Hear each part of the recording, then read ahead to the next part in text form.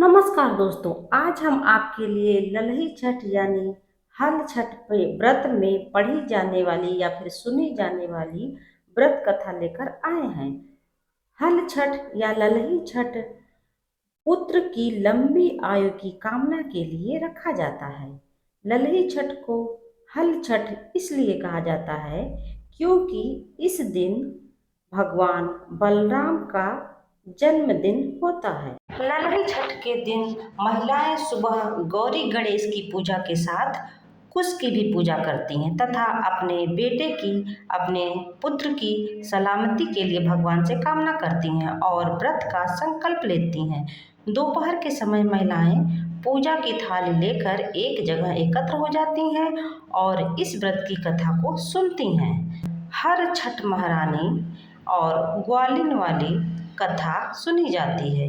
इस दिन भगवान श्री कृष्ण के बड़े भाई बलराम जी का जन्मदिन होता है। पौराणिक कथा के अनुसार एक ग्वालिन गर्भवती थी। उसका प्रसव का नजदीक था, लेकिन दूध दही खराब न हो जाए इसलिए वह उसको बेचने के लिए चली गई। कुछ दूर पहुंचने पर ही उसे प्रसव पीड़ा हुई और उसने झरबेरी की ओट में एक बच्चे को जन्म दिया। उस दिन हल छठी थी। थोड़ी देर आराम करने के बाद वह बच्चे को वहीं छोड़कर दूध दही बेचने चली गई। गाय भैंस का मिला जुला दूध जो वो लोगों को बेच रही थी उसे उसने भैंस का दूध बताया। इस तरह वह गांव वालों को ठग रही थी। तभी एक किसान वहां हल जोतने आया और इस पाप के कारण झरबेरी के नीचे स्थित उसके बच्चे को किसान का हल लग गया। दुखी किसान ने झरबेरी के कांटों से ही बच्चे के चिरे हुए पेट में टाँके लगा दिए और चला गया।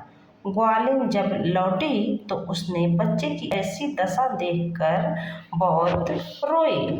वह सोचने लगी, यदि मैंने झूठ बोलकर गाय के दूध को न बेचा होता तो शायद मेरे बच्चे की यह हालत न होती। गांव की स्त्रियों का मैंने धर्म भ्रष्ट किया है। मेरे बच्चे की यह दशा इसीलिए हुई है, अतः मुझे लौटकर पाप का प्रायश्चित करना चाहिए। इसलिए गांव में घूमकर बताने चली गई। वह अपनी इस गलती का प्रायश्चित करना चाहती थी। उसने सभी को यह भी बताया कि उसे क्या सजा मिली है। उसके सच बोलने पर गांव की सभी महिलाओं ने उसे क्षमा कर दिया और उसे ढेर सारा आशीर्वाद भी दिया। बहुत सी स्त्रियों द्वारा आशीर्वाद लेकर जब वह पुनः झरबेरी के नीचे पहुंची तो यह देखकर आश्चर्यचकित रह गई कि उसका पुत्र जीवित अवस्था में पड़ा हुआ है। तभी उसने स्वार्थ से झूठ बोलने को ब्रह्म हत्या के समान माना और कभी झूठ न बोलने का प्रण लिया। कथा समाप्त हुई।